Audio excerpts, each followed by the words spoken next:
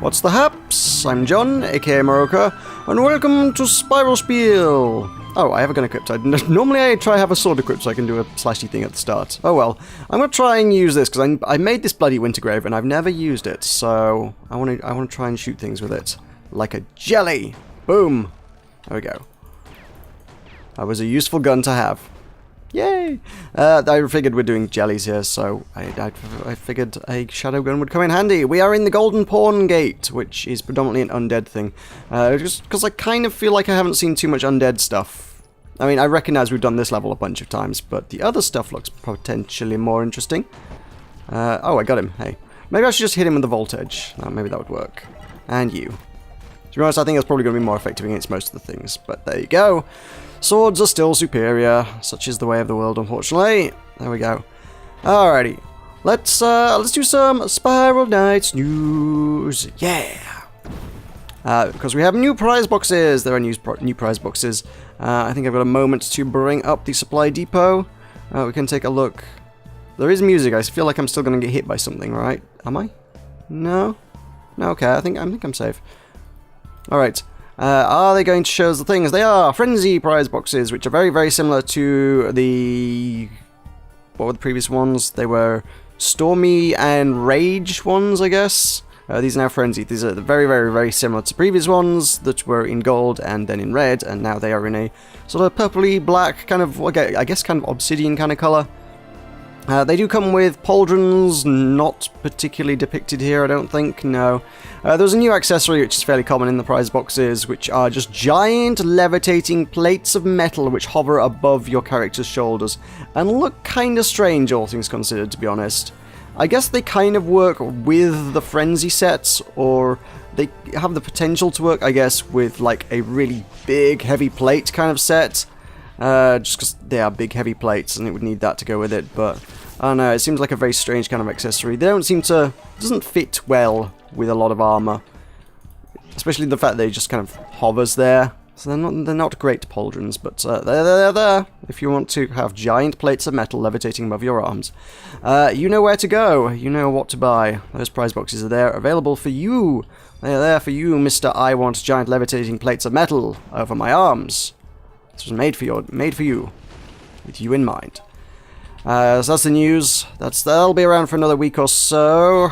We have until the 21st, I believe, if you're looking to pick those up. But yeah, that's about that.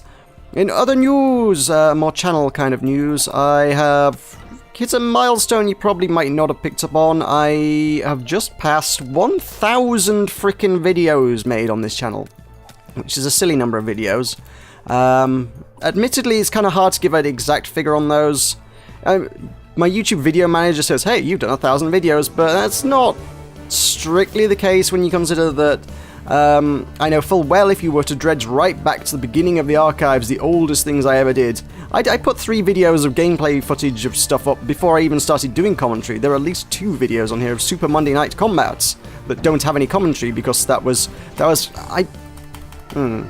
You know what? I'm still not in the habit of actually getting my shield up with a left mouse. That's a habit I really should be in, I guess. Let's try and get into that habit. So yeah, there's like 2 videos of that, which I really wouldn't count as being worthwhile content. There's also... I did something else that goes that far back, and I can't for life really think what it was. Ow. God damn it, I wish zombies wouldn't just kind of clip you as they fly past. That's a really annoying one, when they do that. I can't remember. I'm quite sure there are 3 videos of gameplay of things that don't have any commentary on them. On top of that, there's things I've done over the years that were not intended for people's public viewing, so they're still listed as private or unlisted or something that I could just share with my friends. Usually just sort of, like, when I'm doing visual effects and things, if I've been messing around with After Effects or something, I'm like, hey, I'm trying this out. You guys can get some feedback on that. And that'll go on my YouTube channel. That'll be listed as a video. It's not something that's intended for you guys to see. It's not entertainment of any sort. So the number probably is a smidge under 1,000. But man, I've done this level really badly. I need somewhere to heal up. I really do. Probably a pill is the way forward. Unless this is the end of the level. Oh god damn it! It was the end of the level. That said, I don't get my health back at the end of the level because I because I used my emergency revive, so oh well. Never mind. Onwards, downwards, into the depths of the clockworks. So, yeah, the way I normally celebrate milestones is by being really, really boring and sharing some manner of game code with you guys as some sort of thank you for being such wonderful support and fans of my channel and things. I've always said whenever I do this, I kind of disagree with the way a lot of people do giveaways. They do a big song and dance and shout about it, and quite frankly, there are a lot of people who just search YouTube for the words giveaway or prize or things like that, and they're specifically looking for people who are giving away stuff. And if you're saying, oh, you need to subscribe to my channel and leave a comment in order to be eligible to win a prize, let's be honest, I should probably change my loadout. Let's be honest, those are not the kind of... They're not going to engage with your content. Why would you want them to subscribe to you? Because they're not actually going to watch your content anyway. They're just there for the prize. So I like to share things sort of unexpectedly, impromptu with my fans. So you guys who are watching here today, you are my most loyal fans. You're not here just for the prizes. You're here because you enjoy my content. As such, at least one of you is going to snag a game code for something. I didn't plan this through very well, but I will go into my list of spare game keys I've got. I'll find something cool, I'll put it on the screen, I'll tell you what it is as well, so you're not just, you know, if you already own the game, it would be silly of you to go through the faff of trying to claim it and stuff, but if you do not, it could be something cool. Go find out. It'll be on the screen. And leave a comment, let me know you got it, because it's always nice to know that it has actually been claimed by someone and not actually by some, bots or whatever, or someone just out hunting for things. Not that they should be out hunting for things on my channel, because like I say, I don't publicize it in a way that would be conducive to them hunting things. But you never know. It's always when no one says, oh hey, I got the game, I was like, well, did someone get it? Did anyone actually ever claim that, or is this just now... I don't know. It's kind of weird. So please leave a comment, say, hey, I grabbed the code, thank you for that. You don't have to say thank you, but it would be appreciated. I don't know. So yeah. Freebies, or at least one freebie. Alright, let's do questions. Questions are what we do around here, so let us move on into question territory. I asked anybody who hadn't commented last week to leave comments, and quite a few of you did actually, that was quite cool. I seem to be getting hit by a lot of things that I feel like shouldn't be hitting me this week. What the heck's going on here? Things that are like bullets are just sailing past me there and still dealing damage. Is my hitbox just like too big this week? It must have been that big dinner I had. I've got a bit of a belly on and that's just getting caught in attacks. Yeah. My night is getting fat. That must be it. So yeah, questions. We've got a good long one from... I'm gonna have to stop and read this. Zavi3R225 says, what do you think could make MMORPG stories more engaging? Games like Spiral Knights really deliver on game mechanics and engaging gameplay, but the story seems to take a secondary role. Mechanics alone are engaging, but once you get a certain mechanic that hinders fun, people bail out. The current story in Spiral Knights just seems to be present to get players better gear instead of enticing the player to get to know more. Despite this, force-feeding players extra missions that claim to further the story but only serve as just one more thing for bored vanguards to do does not make the story any more engaging, in fact less so. In my opinion, the main focus for games like Spiral Knights should not only focus on the main character but the well-being of side characters. There's no denying that after we got all our harnesses and our sprites and harnesses, no one bothers to go to Biscotti for anything, except when we're doing a cake event. Biscotti has a whole feature event once a year. In case you've gotten... Biscotti doesn't get totally forgotten about, but there you go. But for gamers so old as Spiral Knights, too late to start implementing such ideas. But who knows? Enough of my thoughts, I want to hear yours. Yeah. It probably is a little... Well, it's not too late to start doing something, but it's too late to... Implementing story is not going to really engage too many new players at this stage. The game has been out too long, I think. The vast majority of the player base that wants to try or has tried Spiral Knights will probably have done so at this point in the game's lifespan. It does feel a lot of the story, such as every time they've added mission updates and things, ow, god, frickin' damn it, has always, it's always felt kind of, a little bit tacked on. It's like, the game didn't launch with a particularly deep story, it was just kind of, hey, you've crashed on a planet, get the spaceship working, and then you can go home, and that was pretty much all it had going. I'm gonna get myself killed here somehow, aren't I? I don't want to do that. Die. Yeah. Oh, pills, yes. Please give pills. Give me pills. Yeah, they've added bits. They added new bosses. They added DLC. They added mission updates. We've had two noteworthy mission updates now. We've had the mission update. I guess if you count the mission update, there's 3 mission updates. There was the one where they added the missions, which wasn't terribly story heavy. A lot of it was just various scenarios to get you to go kill things. They actually shoehorned some story into the existing missions, and then we've very recently had more story missions added onto the end. And none of them really go anywhere. The only storyline of any kind that's actually even concluded... I don't know why I've grabbed this, just because it's a big crystal. The only storyline that's gone anywhere in Spiral Knights is really Almaya, which concludes with you killing Vanajuk. Outside of that, you've got whatever the heck's going on with the Swarm, which is never really explained or dealt with in any depth. It's just, hey, you made it past the Swarm, congratulations, have some cool loot. We've got whatever's going on with Crimson Hammer, which is clearly still an ongoing thing, because we keep getting bits of that from time to time. The last update added more Crimson Hammer stuff. So there's stuff going on there. You got a few narrative arcs, and then of course you got the core. There's a lot of open-ended story going on in Spiral Knights that they've just kind of written in at a later date. And it would be nice, I think it would be nice if they could sort of focus on one story at a time. If you look at how any other MMO does it, you look at World of Warcraft, like any given expansion that they do, it's like, oh, it's Wrath of the Lich King. We're going to follow the Lich King story arc now. Oh, God, fiends. So you'll end up with a year of content where the entire story is ramping up to fight Arthas and the new Lich King and all the undead and frozen wastelands and things, and the entire story revolves around that. Then once you've killed Arthas and that bit of the story is over and all done, well, then you move on to the next bit, and oh, Deathwing's back, and we've got Cataclysm, and there's an entirely new and different story arc, and that story gets focused on for a while.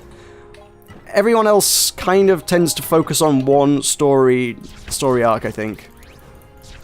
Wildstar as well. Wildstar, what I've seen of it so far, there's kind of one predominant story arc. It's crazy AI construct is trying to take control of the world via ancient mechanisms put in place by the forefathers and whatnot, and ultimately you need to go and stop him. That's kind of where it was when I left off anyway. It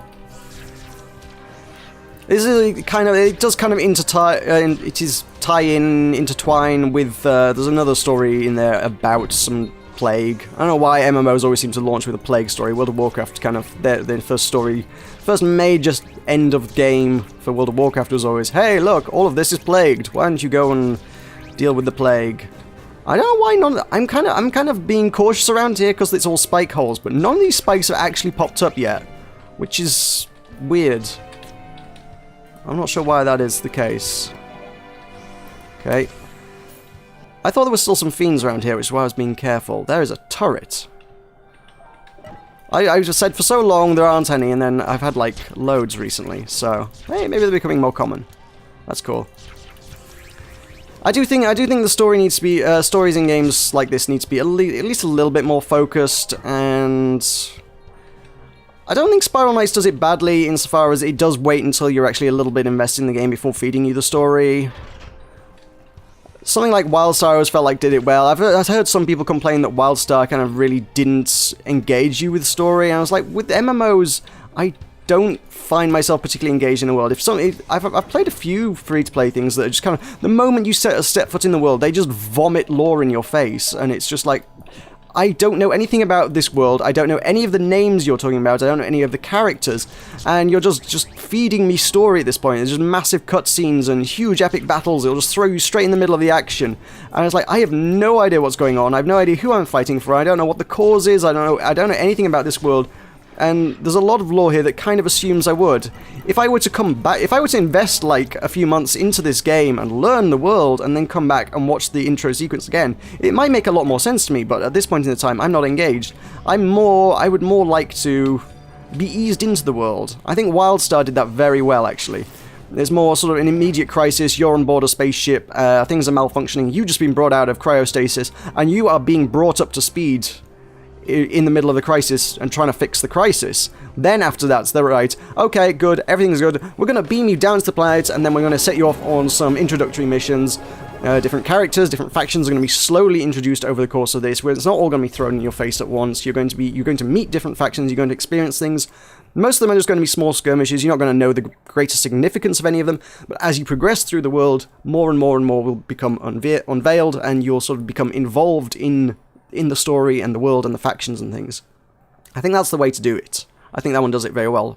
Jesse Cox was the guy who had a massive rant about how Wildstar had no story, and I'm like, what are you talking about? It had a fantastic story. I was engaged with that. I liked that story. But there you go.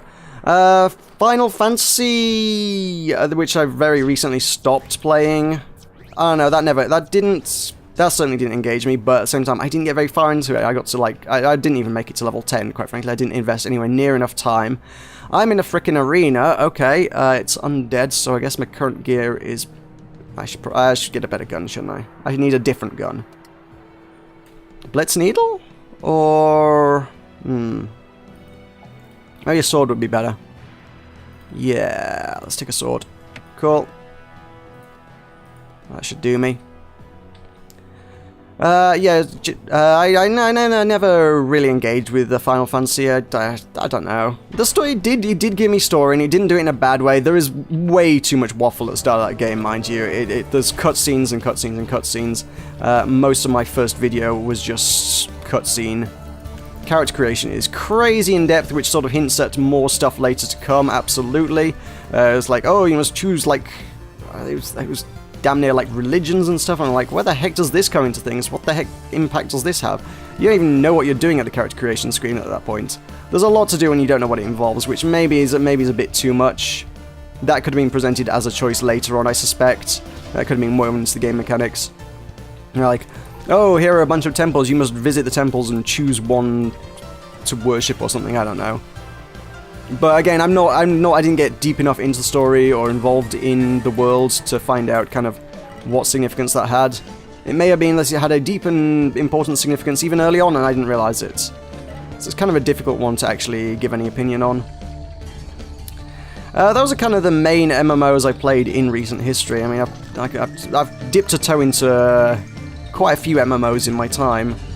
But yeah, Wildstar, Spiral Knights, World of Warcraft, and I guess Final Fantasy more recently are probably the ones I've sunk any reasonable amount of time in, and Final Fantasy is just kind of fresh in my mind, I guess, more so than anything else. I don't know, they all approach it differently, and some ways work well, some ways don't. But Spiral Knights definitely feels like it's kind of more an afterthought. It's like it launched without much of a story, and then that someone at some point decided, you know what, actually we should probably give this a bit of a story. At which point it's almost a little bit too late. It should have a story, and it should have a story at launch, and it kind of didn't, which is kind of a shame. Oh, sweet baby Jesus, Grievous. Hate. No. Oh, I've got a sword. I've got a sword for this. No. Oh no, I'm on fire. Oh god. Stop. Just stop. Go away. No. They're supposed to stop attacking when you hit them. Why are they not stopping attacking? I need all these hearts. God damn it. That was horrible. Grievers are the worst. They really are. I was under the impression that Grievers just straight up stopped attacking you if you hit them, but they did not seem to stop there. And there are a lot of cats trying to eat me now. Oh god. I don't get cornered. Getting cornered by a Trojan is the worst thing that could possibly happen. For there is no escape from getting cornered by a Trojan. Jeez. I don't want to try and fight cats while I got a Trojan trying to hit me as well. This is not fun. Okay. Trojan, come into the corner. Let me do that. That didn't kill him at all, did it? That's got him. Cool. Right, now we can deal with cats in peace and patience. Cool. So I don't know. I've got a lot of experience with MMOs, and I don't know. I guess I kind of think of myself as being a reasonably capable MMO critic designer. I don't know. But when it comes to actually putting my opinions down, it's kind of hard to vocalize, I think. A bit all over the place. I would like to see them flesh out, and I'd like to see them wrap up some of the bloody story in this thing, and if they could sort of focus on it World of Warcraft style. I mean, a lot of people have asked, hell, I've got a question, let's tie into another question I've got that I wasn't going to answer, but I've got it on here. Sotos Migos says, what's your opinion on Operation Crimson Hammer? Do you think there will be any other DLC? I don't think there will be. I don't think it was successful enough for Three Rings to contemplate making more content of that kind. I think it's a good form of content. I quite enjoy the way that's delivered. I would gladly buy more if they were to do that kind of thing, but I don't think from a business perspective it was worth the time they invested in it. I don't think enough people actually bought into the system to make it worth their while continue on and doing more of such things like that. No. However, we want to try and wrap up some storylines. That would probably be a pretty good way to do it. If you look at the way other MMOs do expansions, like World of Warcraft, it's a great way to wrap up a storyline. It's like, okay, well, let's deal with Arthas and the Undead. Let's have an entire expansion for it. Let's make this expansion deal with this part of the story. And they could just like, okay, well, here for $5, here's a whole bunch of stuff, and it's just gonna be the end of all the Crimson Order stuff. Goddamn Grievers! They are the worst. They are the worst. No, no, no! I got them all. Woo! Now there's Gorgos. That's not better. Oh god, jeez. They don't seem to have a lot of health actually, so that's kind of okay, I suppose. Let's do this. I need some hearts out of a few of them, I think. Why did I ever choose to do an arena? I thought an arena would be interesting. It's not, it's horrifying. There was an attack bonus there, I want that. Ow! Should put my shields up there. No. Other Gorgo, no. Bad Gorgo, back! I would like to do some more questions, but I'm trying to focus on staying alive here, more so than anything else. Alright. Quiet moment.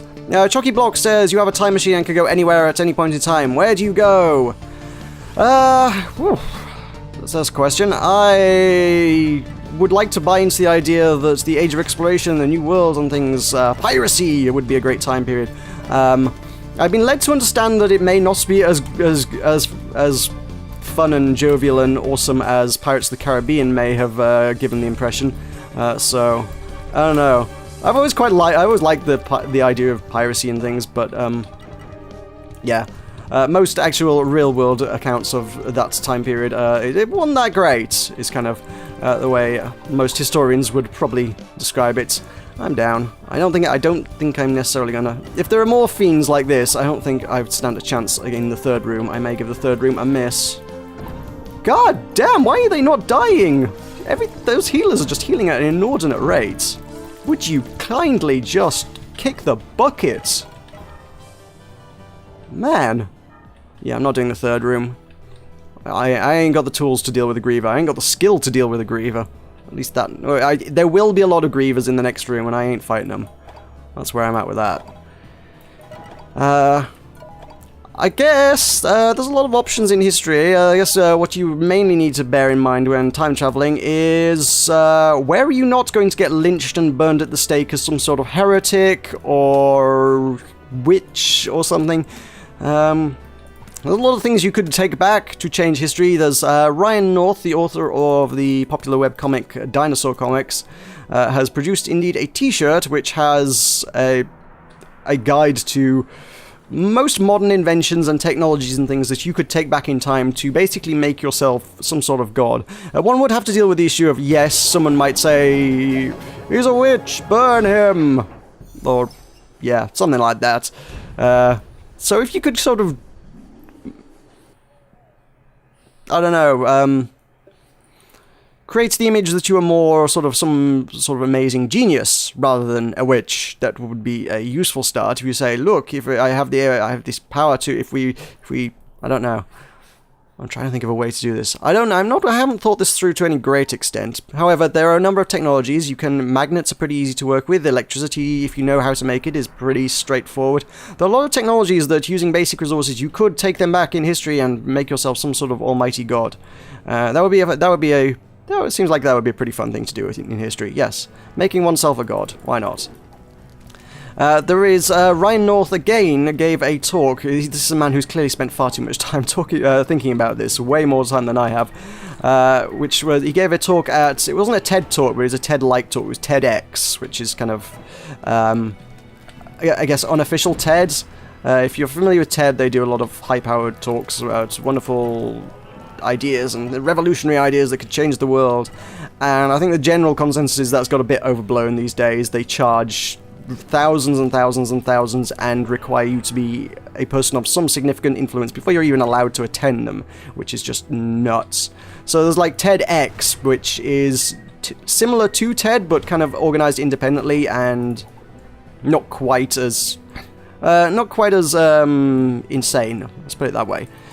So Ryan North did a talk at TEDx, which was, which single invention, if taken back in time, could change the world the most? And he went through a lot, and like say, it's actually fairly straightforward to make a magnet. So you could go back and you could revolutionize navigation and become completely change the way sailing and trade around the world works for millennia to come if you took magnets back a few thousand years and introduced it before anybody else did. But ultimately, the main conclusion is, if you could invent language, communication, you could advance human civilization by tens of thousands of years. Language, as an invention to come up with, is incredibly difficult. Because in language itself, if you actually go into historic records, language has been invented as a concept throughout human history several times. And on many occasions, it didn't take. People invented language, and the language died out. Most of the modern languages can trace their roots to, I think a vast majority of them can be traced back to one single root. There are many other kind of root languages where people invented the languages that we can find, historically speaking, that have nothing in common with anything else. But that's it. They stand alone. They're invented, and then they died. That was it. The language no longer, it has ceased to exist. It is an X-language. And it never got connected to anything else. It never evolved into any other language. It never became anything new and original and expanded to become popular and worldwide. So, if you could take language back a few tens of thousands of years, way before mankind actually did invent it, I think you'd be looking to go back about 50,000 years in order to get back to proper invention of language. I think is roughly where you'd be looking. If you could go back beyond about 50,000 years and invent language back then, particularly as well the written language, not merely the ability to communicate, but the ability to write down said communication with other people, so that technologies and ideas and things could be passed on between different people. That's the important bit. It's one thing for a human to come up with an idea, it's quite another to be... damn it, I tried to get out of there. It's quite another to be able to communicate that idea to someone else. It's like, okay, you've invented fire. Well, you need to be able to scratch that into a tablet in a method that other people can then understand, so that they may teach their son and the neighbors in the neighboring village how to create fire as well. Sure, you could pass the message on, but what if you get killed by a saber-toothed tiger on the way? You need a way to communicate and pass things on to future generations and other people around the world. So communication, and especially written communication, would be the single biggest factor changing the world. If that is what you wanted to do with your ability to time travel to any time period in the world, which I think would be a pretty good use of time travel, all things considered. I'm not sure which route I need to be heading here. I feel like one of these is loot, and I don't know which one it is. I think it's down. It's always kind of a bit of a coin flip, you know, when it comes to these things. It's like, which one do I think there's an exit there? I've gone the wrong way. Huh. Okay, fine. It was not loot. I coin flipped badly. Oh, let's backtrack again. Let's do that. Sure. So yeah, I'm not sure quite whether I rate my ability to teach or indeed invent a brand new language from scratch were I to get my hands on a time machine, but if one wanted to do such a thing, that would be the most significant impact a person could do. And I think it's something that's... I've got no way to kill those jellies. Polyps, whatever the heck. So they're just gonna have to shoot at me. Nuts to you guys. Treasure! Yeah, I ain't got any guns, so I can't fight them. Unless there's some clay jars somewhere, in which case I will throw pots at them until they die. I guess I could throw down the turret. I ain't got much else to do with it. I have wasted it. Turrets, here, shoot them. Don't shoot the no, shoot the jellies, shoot the jellies, shoot the jellies, shoot the jellies. Come on. I brought you into this world to shoot jellies. No, I'm gonna kill that one for you. Shoot the jellies. Good. Shoot jellies. These guys are... I think these guys have like a crazy amount of health because when they die, you see the number pop up on them. It says 99,999. I did catch that while I was editing. I was like, why did that take so much crazy amount of damage? Last time I used one of these. So, yeah, when it pops... Oh, I didn't even see it that time. I got one of the jellies. And no way to get the others. Unless I... No, there's no way. I was thinking where I could throw some vials at it, but I ain't got any vials that would do anything. There's freeze vial up there. I've got poison on me. If I had some fire, I guess I could try fire, but I don't have fire. No, I think that's that. Alright, let's head down to the terminal. So, yeah, that's a quick look into the history of time travel. The history of time travel, as if, yes, that's been invented. It's a quick guide to advice from time travel. But yeah, look into Ryan North's works, because seriously, that guy gives far too much thought to issues of time travel. And not so much the practicality of it, not like, how can I make this DeLorean go through time, just so much as... if I could time travel, what are the implications here? That's kind of seems to be his school of thought, and it's really interesting. It's great to read through his stuff. He's a fantastic writer in and of himself. He, in fact, wrote the To Be or Not to Be, a choose-your-own-adventure version of Hamlet as well, which is available on Steam as well as in a book form, and I have both, and it's really, really good. He's just a fantastic writer. I like his works a lot. So that's me shamelessly plugging Ryan North's stuff. Alrighty. Anything for sale that's of any interest to anybody anywhere? Nuts and negatory? Graviton Bomb maybe, but it's a fairly niche thing, I think. I would have trouble selling that, but there you go. So, thank you very much for watching as we come to the end here. Thank you for watching. As always, if you wish to leave me stuff to talk about, please leave it in the comments below. I haven't remotely got through the stuff that I was asked last week, so once again, thank you to anybody who did comment last week for the first time. Welcome to the comments. Please continue to do more of the same now that I've broken you in, given you a first taste of commenting. I hope you liked it. Please continue to comment, because that would be great. If you have got more topics and things, leave them in the comments below. As always, if you've never commented before, I wish you to comment. You're my target. I want to get as many people into the habit of commenting as possible, because that means we create a little bit of a community and everybody talks to each other and everybody's friends, and it's great. So that's fun. So if you've not commented before, join the Button Mash video comments community and leave a comment, because it's fun. It's a good place to be. So yes, congratulations if you snagged a copy of whatever game I decided to do when I came to edit this video later. And of course, don't forget to check out my Patreon series, which will be linked in the outro in just a second, because that would be amazing. That's the #1 top utmost way you could possibly ever support my channel, and I would love you forever if you did that. But there you go. Thank you very much for watching. I have been Meroka. This has been Spiel. I'll see you next time.